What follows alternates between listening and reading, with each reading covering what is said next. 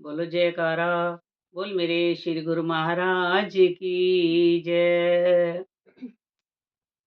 झूठ मूठ खेले सचमुच होए, सचमुच खेले विरला कोय। महापुरुषों के हर बात में राज होता है प्रेमियों। उनके जो मुखार विन से जो वचन निकलते हैं वो अटूट होते हैं, विश्वसनीय होते हैं। अगर उसके ऊपर विश्वास करें, और कई बार तो ऐसा हो जाता है कि आदमी झूठ मूठ ही करने लग जाता है, और झूठ मूठ करते करते एक दिन वो सच्चाई पे आ जाता है। तो छोटी बात याद आई, छोटी सी। एक कुम्हार है गांव का, वो अपने गधे चराने रोज जाता है। एक दिन गधे चराने जा रहा गया है, तो गधे चराता चराता जब देख रहा था, तो गधे तो चले गए किसी के खेत में, और वो उसको थका हुआ तो था ही। वो एक पेड़ की छाया पे चद्दर बिछा करके सो गया, उसको नींद आ गई। अब प्रेमियों, गधे जो हैं जिसके खेत में गए थे ना चरने के लिए, वहां का मालिक आया। उसने गधों को लाठी मार मार करके भगा दिया।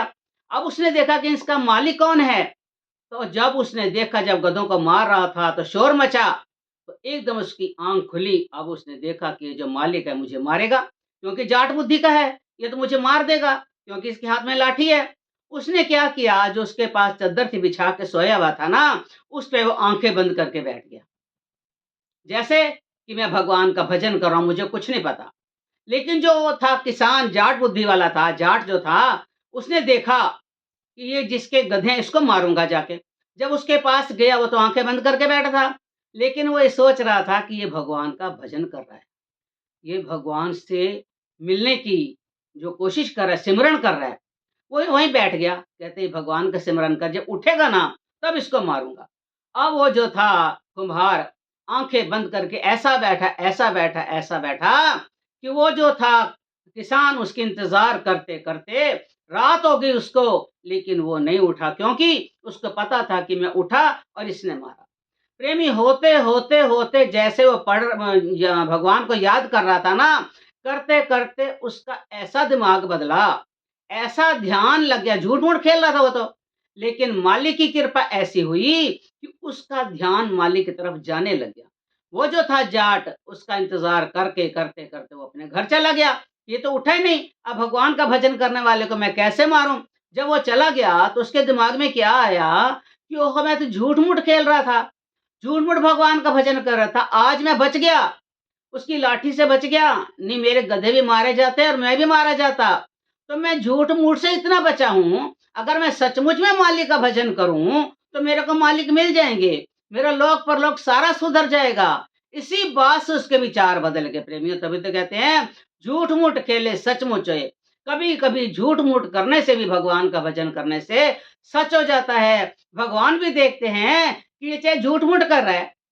तभी तो कहते हैं, अगर मन लगे चाहे ना लगे, प्रभु के भजन में हम बैठते हैं ना, कभी न कभी टाइम ऐसा आ जाता है कि भगवान हमारी पुकार सुन लेते हैं और मालिक के साथ हम जुड़ जाते हैं। तो जैसे वो कुम्हार जुड़ गया, उसके मन में आया कि हो, आज मैं मारा जाता, लेकिन भगवान के भजन से, झूठे भजन से मैं बच गया, और सच्चाई से अगर भजन करता रहूं तो मेरा जीवन सार्थक हो जाए, मुझे इन बातों में जाना ना पड़े। आज मैं संसार की लाठी से बच गया, अगर मैं सच्चे से भजन करूंगा।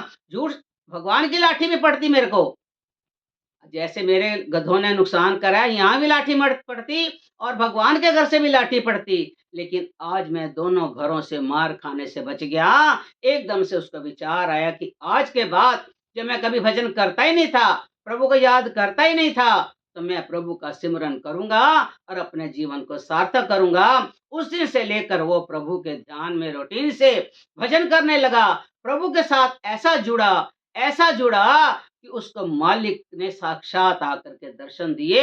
ऐसे प्रेमियों, अगर हम प्रभु के साथ जुड़े, कभी कभी झूठ मूठ से भी सचमुच हो जाता है। इसलिए हमारा भजन करना बहुत जरूरी है, प्रभु को याद करना बहुत जरूरी है। करते करते मालिक कभी न कभी एक दिन उसके कानों में भनक पड़ ही जाएगी। हमारी जो आवाज है, पुकार है, कभी तो दीनानाथ के भनक पड़ेगी कान। तो उसके कान में जब भनक पड़ेगी, तो हमारा जो रक्षक है वो हमें एक दिन साक्षात दर्शन दे करके हमारे जीवन को सार्थक कर देंगे। बोलो जयकारा, बोल मेरे श्री गुरु महाराज की जय।